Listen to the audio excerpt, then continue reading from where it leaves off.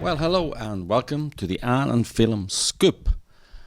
Just Film today for the Scoop. Anne is currently travelling. I have recovered from COVID. What is wrong with you, Top Cat? Where are you going? You coming over here? Will you? Okay, Top Cat. I know you want to be on the camera. Look, if you're watching this on YouTube, there's Top Cat saying hello with a frightened look. I'm going to dispose of you, Top Cat. Okay, that's enough animal interruptions. What's on the show today? If you lived here, you could just do a podcast, the whole podcast on crazy California stories. I mean, it's supposed to be a section on this podcast, but it's unbelievable. Here's just to let you know what's on the show. We've got a great interview with Sheriff Joe Arpaio, who is 90 years old. What a career that man has had. What a life that man has had. And he's ready for the next chapter. He's running for office at 90 after he celebrates his birthday. And we're going to have a chat with him and talk about what he's done and what he's going to do. And who he thinks is going to win the 2024 election. You'll probably not be surprised about his answer. So, what else is on the show? Yeah, crazy California. What do you think is appropriate for someone who deliberately drives a car at a woman and a child in a stroller and hitting the said woman and hitting the said child? Basically, trying to kill a woman and a child in a stroller. What do you think the appropriate sentence for that should be in a stolen car? Well, you know, I know what you probably think it is, but you haven't lived in California, in Los Angeles. So what do you think the progressive thing to do is when you have a congested freeway and that congestion is apparently causing illness in people living beside it? Do you think you should widen that freeway and make it more more of a freeway? That would be the obvious thing, but it's not the progressive way. Let's hear what they say. And how much do you think a Los Angeles lifeguard should be paid? I think you'll be surprised at the answer. So let's talk about the show. I want to show you a video now. Have a look at this video. Now to a mother outraged tonight that a driver who rammed into her and her baby in Venice last year saw no prison time. KCAL9 senior reporter Ross Palumbo is following the story. He joins us live with details. Ross? Well, Juan, that mother is furious tonight, blasting DA George Gascon because of the light sentence. She says she now feels like a victim again. The DA's office is standing by that decision, though, saying it was made based around the facts and on the law. Now, take a look at this security camera catching the stunning crash last year. In August, the driver struck a mother and hit her baby carriage, then just drove off. The driver was 16 at the time and has been sentenced now to a youth camp for 5 to 7 months.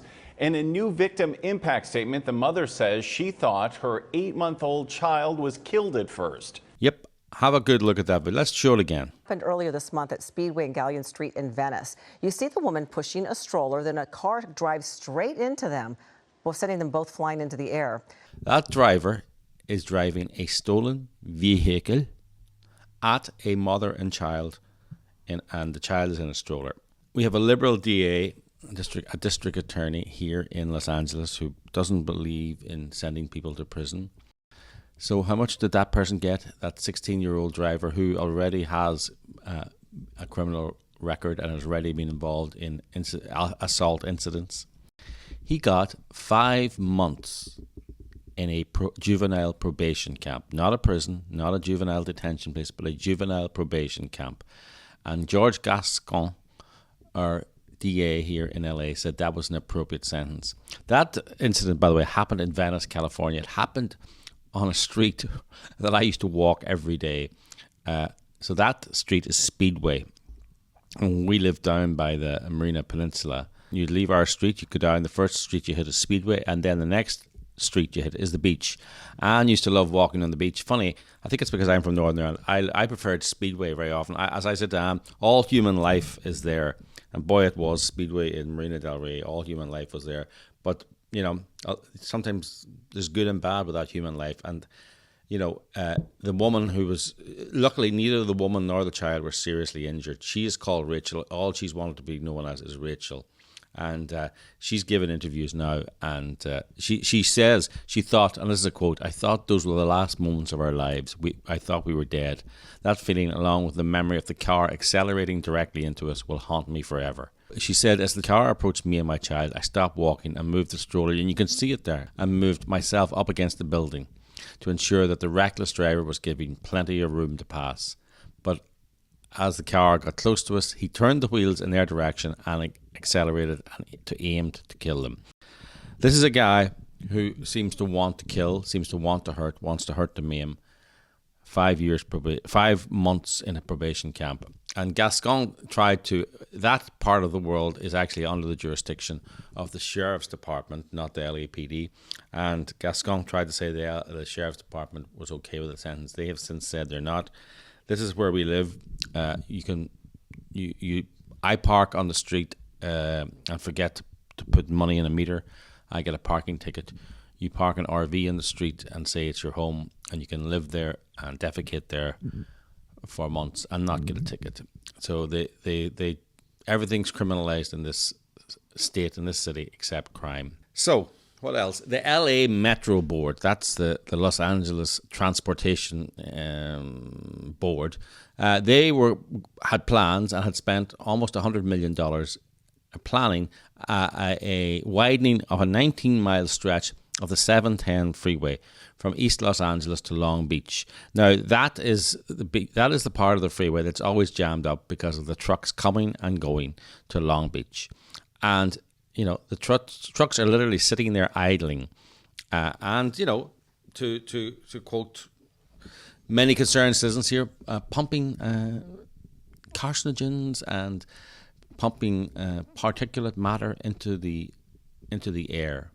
And so they had planned to widen it so these trucks would not be sitting there. They'd be flying right through and therefore not causing as much illness to the people living nearby. And as progressive are very fond of pointing out, a lot of the people who live around there are minorities, people of colour. So what did the progressives decide then was much more important, that in the interest of the environment and climate change, they couldn't be encouraging trucks to move quicker and faster, that actually we need to get everything off trucks. So they have now put the kibosh on the widening of the 19-mile stretch of the 710 freeway. That was the unanimous decision of the LA County Supervisors and LA Metro Boards. We are no longer going to widen the freeway, announced Janice Hahn, LA Metro Board member and Los Angeles County Supervisor. We're no longer going to wipe out homes and neighborhoods for a freeway project. They were going to have to knock down homes and some businesses. So the cities that were along the road had opposed it, but also these cities, along with environmental justice groups, pointed to populations dominated by people of colour receiving the burden of diesel pollution from trucks on the freeway and nearby roadways. Exactly. So the way to reduce that pollution is to make the trucks not idle on the road, not sit in traffic jams. So what have they done? They have ensured that the trucks are going to sit, and as those coastal beaches or ports get busier and busier, and they're going to get busier and busier because all that stuff's coming from China, and it's going to keep coming, and they're going to get busier and busier, and the air is going to get dirtier and dirtier. So yeah, the thinking is that zero emission trucks are just going to appear and take over from all the diesel trucks, that magical rainbows are going to appear and clean up the air, and there's going to be no pollution. But of course there is. The zero emission trucks will never happen. If they do, it'll be 50 years because there's no charging stations. There's no way that they could ever have enough to cater for the number of trucks that are running in and out of those ports and running across America every day. So in the idea, they talk about environmental justice. It's actually an environmental fantasy. So people are going to die from particulate matter. They're going to die from respiratory diseases in the name of environmental justice. But actually, it's in the name of fantasy. The rich white people who live in West LA and in Brentwood and in Westwood and in Beverly Hills, who are behind this, will not be dying. They're the poor, the impoverished, and people of color who live by Long Beach will pay the price for their environmental fantasy. They won't have to pay the penalty up in Beverly Hills. They'll get their coastal breezes that'll clear the air. But down there, But you know what? You're going to suffer in a good cause, so you should feel grateful, really. Okay, let's go over now to the interview with Sheriff Joe Arpaio. He needs no introduction. He's the sheriff who put people, I think, in pink underwear in prison. He's the sheriff who cracked down on immigration before it was fashionable. He's the sheriff who refused to cooperate with the Department of Justice, I think it was, and he got indicted on some phony contempt of court charge, and was then pardoned by President Trump. Anyway, let's go over now to that interview with Sheriff Joe Arpaio, and let's hear what he's up to and what his plans are for the next stage of his very, very eventful life. Let's go to that interview now. Well, we're very happy to be joined by Sheriff Joe Arpaio now to the Alan Phelan Scoop. Welcome to the show, Sheriff. Thank you.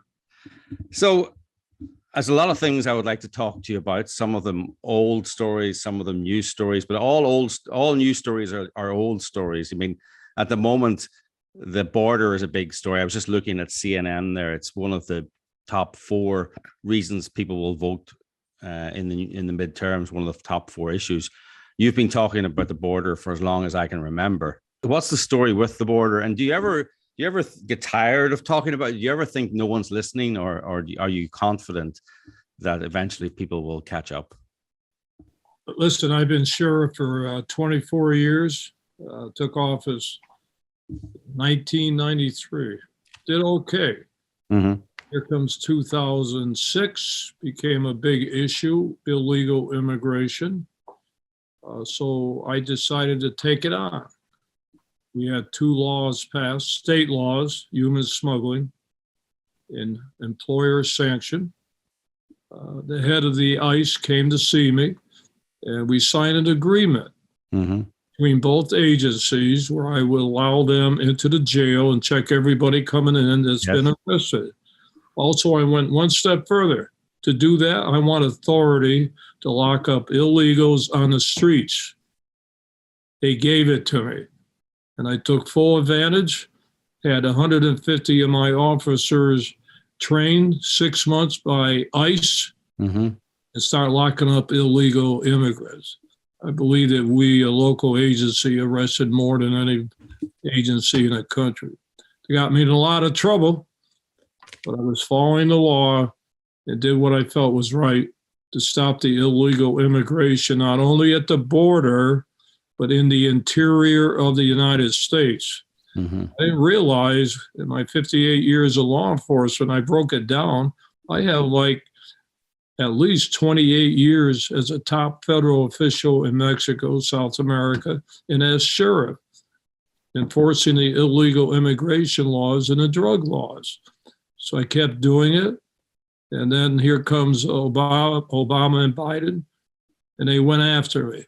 Took years to get me on a contempt of court, with biased federal judge, George Soros, everybody, Perkins Coie, I can go on, went after me because of the illegal immigration enforcement. Yeah, in fact, a bit like what I was saying there, everything new is old again, or everything old is new again. I mean, I believe you had a very interesting encounter with one of the lawyers who went after you. Was in the news recently. Tell us about that. Burlington, whatever that national name is, they all went after me. But and that's the Clinton law firm that was where the partner was charged recently with lying to the FBI. Isn't that correct? Well, the law firm that went after me, one of them, Perkins Coie, is the one that delivered the money to Hillary. They're the ones that also picked up a certain fake document, Obama's document, Hawaii, and brought it back to the White House. They're the same ones that try to get rid of my pardon. And as I say, they've been after me, but that's okay. It took the Obama, Biden, and the biased federal judge 8 years to get me. In fact, I'm proud of the fact that when they took office, I was their top target in 100 days in office. A little sheriff, they went after as one of the top targets. And they had no evidence. They even admitted they read about it in the paper. And 8 years they've been going after me. 8 years. And they finally got me 2016.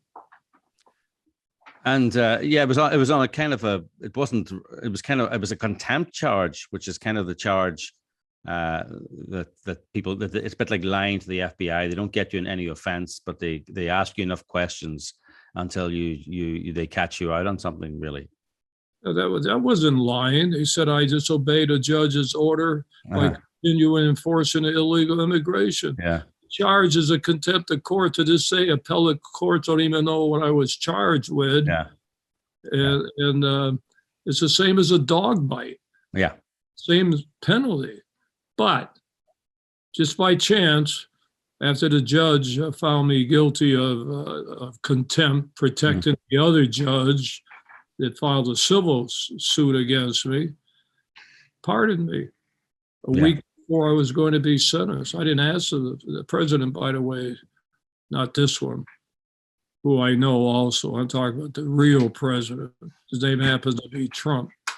Pardoned me a week before the sentencing. Now, that federal judge is smart. She said the sentencing would be at 4:00 on a Friday, knowing that I would be shackled for the whole world to see, book me into the federal prison. But Trump happened to pardon me a week before, so they have their glory. Very good. I'm telling you how the criminal justice is. It's going on today. Yes. It's not fair. A lot of it's politics, including Republicans. And Republicans doing what? In what way? Some Republicans have their agenda too, you know. Now, I'm very happy that the president has some Republicans that are supporting him. That's great. But do you really think they're supporting him because they like him? My love for the president comes from the heart, not the political mind. So he's high up in the polls. I hope he stays there because maybe more people, I'm talking about Republicans, will get on board, at least for political reasons. So I thank them, but I don't think they have love for President Trump. Many of them don't. I hate to say that, but I think everybody knows it. No, it's they've been dragged kicking and screaming to the Trump train. They're reluctant. In many ways, they're reluctant Trump supporters, but they're not actually averse to taking advantage of the Trump movement for their own goods. But you're correct.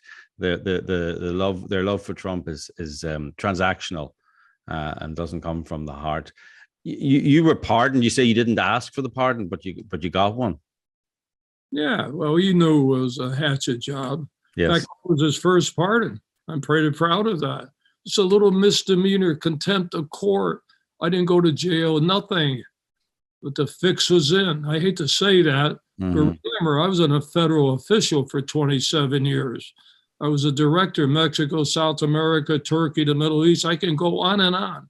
My other life that nobody talks about is always the sheriff, the pink underwear, tent city. I can go on and on. 24 years as sheriff. So I'm not surrendered. I'm having a birthday party. I'm not.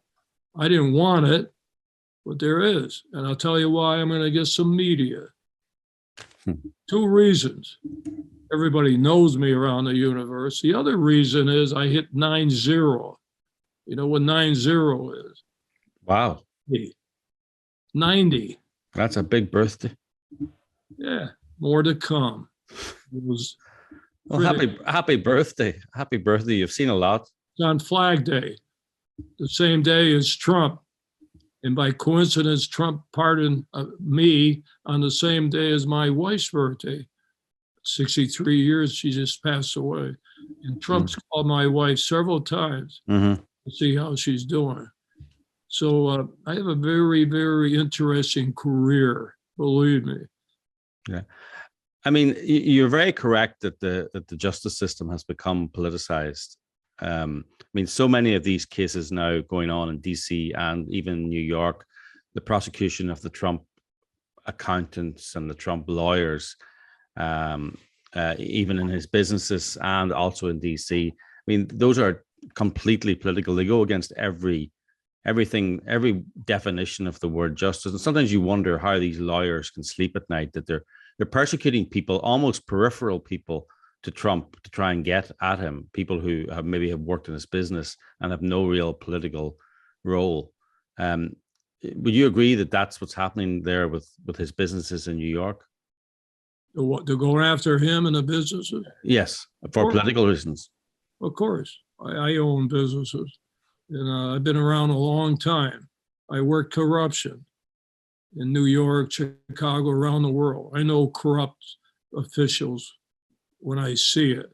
I'm not going to get into the birth certificate. Everybody tells me, all the Republicans for the several years, don't talk about the birth certificate. Why not talk about it? Everybody's covered that up. Now, Trump says there's big cover-ups in the government. I have the best or the worst. That is the biggest cover-up in history. I guarantee you, that is the most phony document ever produced. And nobody, maybe you're going to hang up on me because No. I know Fox has hung up on me because I talked about it. Okay? I'm just doing my job. The Tea Party came to me, Sheriff, you're the only one left. Please investigate the birth certificate. And I'm not stupid, being a federal guy. I'm going to investigate the president. It took me 2 hours to say yes. 2 hours. I could have said, go to the FBI, I'll study it, I took it on. And I never said where he is born. I don't care where he is born. He could be on Mars. I'm talking about a fake government document, period. I'll go to my grave on that issue. Fake government document. That is a fake, probably the worst government document. And here I am locking up about 250,000 illegals. Mm-hmm. What? The majority have fake government documents, Social Security, driver's licenses. They get arrested, they get deported, they get charged. And we have a president that has probably the biggest fake document there is, and he gets a pass. He gets a pass. And I'm not going to get into all the detail. Read my book. You'll see why it's proven that that's fake. Well, just remind people of the name of your book. There are people who haven't read it or would like to buy it. Sheriff Joe Arpaio, An American Legend. Okay, well, people should buy that. So you're 90 now. What's your next career? You've been in the federal government. You've been a sheriff. You've had a few businesses. What's the next chapter then? Obviously, you've got a lot more to give.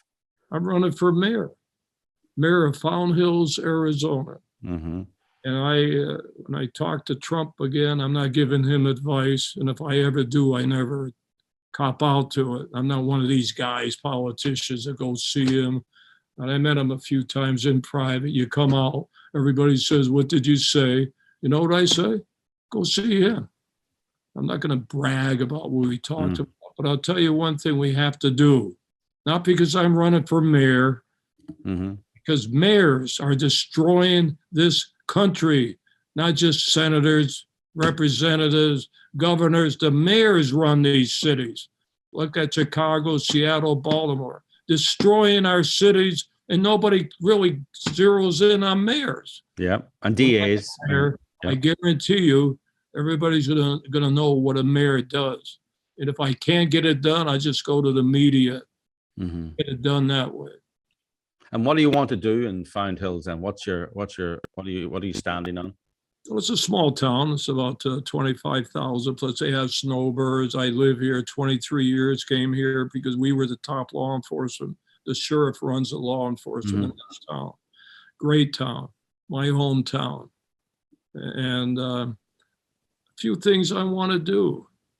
One thing I want to do an audit when I get in. I want to support the private businesses, increase tourism, fight the illegal and drug traffic at a top priority, bring the posse back, my volunteers, 3,000 I had when I was sheriff. A lot of things I'm going to do. Do you think President Trump should run in the next election? Yes. And I'll tell you why he's going to run. It's just my observation. Um, not that he deserves a run, not that he will not continue to be a great president, but even with all the heat, I know he's a fighter.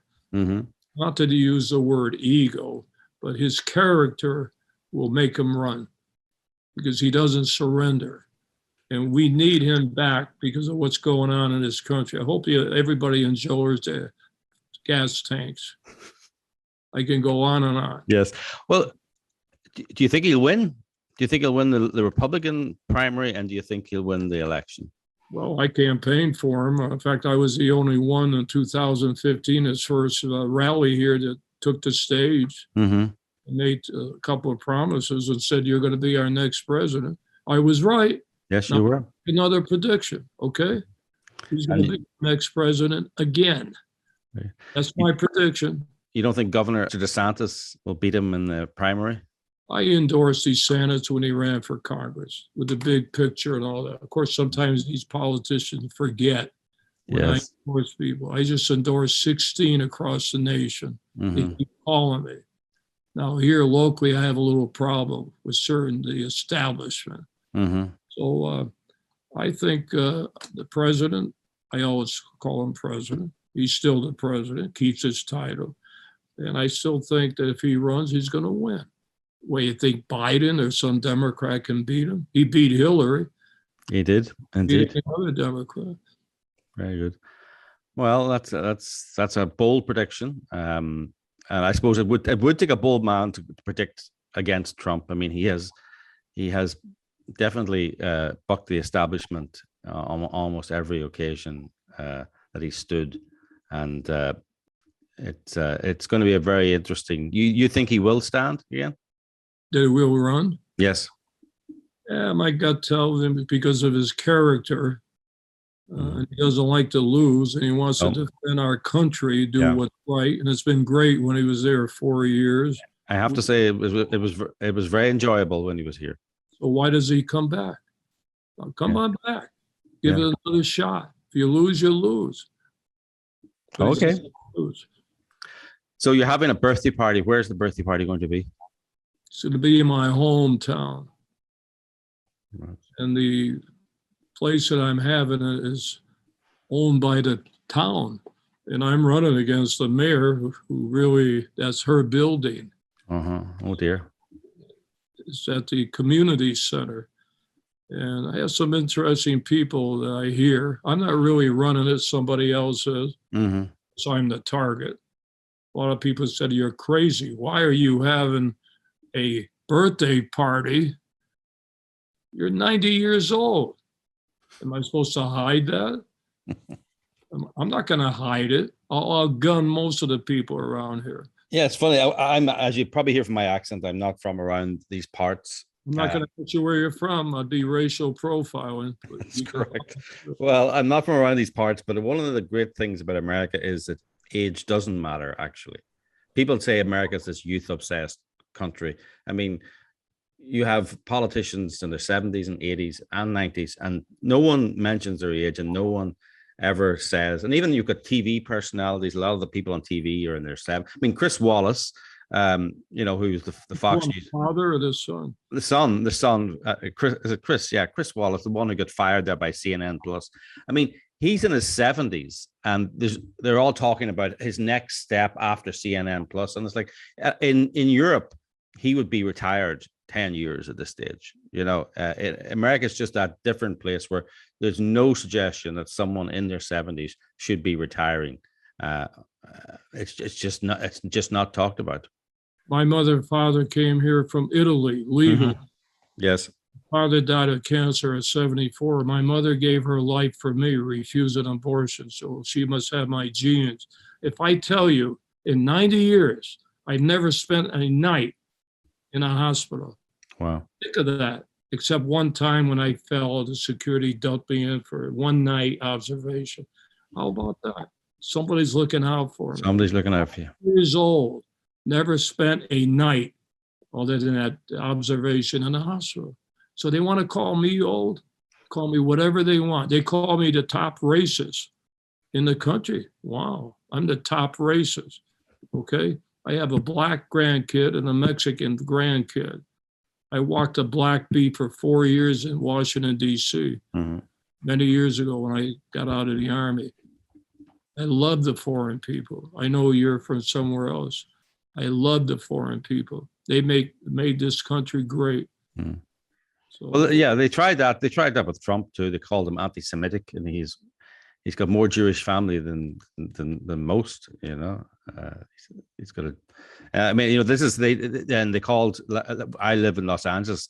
They called Larry Elder the black face of white supremacy. So that's quite a trick. So what do they call me? I'm Italian, American, the Italian stallion. What do they want to call me? They call me a lot of bad names, you know. Yes, I know that. They call Italians. Think of that. Yes. But use one word which these professional people should never use because it sets a poor example with the kids who watch the movie stars and their athletes. Be ambassadors. Don't use that word. Well, we only do it among ourselves. Yeah, everybody's watching you. Yeah. I wish they would do that.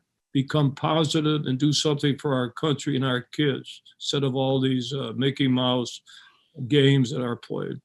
Yeah. Well, on that note, Sheriff Arpaio, thank you very much for coming on the show. I hope you have a happy birthday, and I hope you have an interesting election. I don't think we're allowed to promote candidates of one or the other. I hope you have an interesting and exciting election coming up. And thank you very much again for being on the show. Bye. Thank you for having me.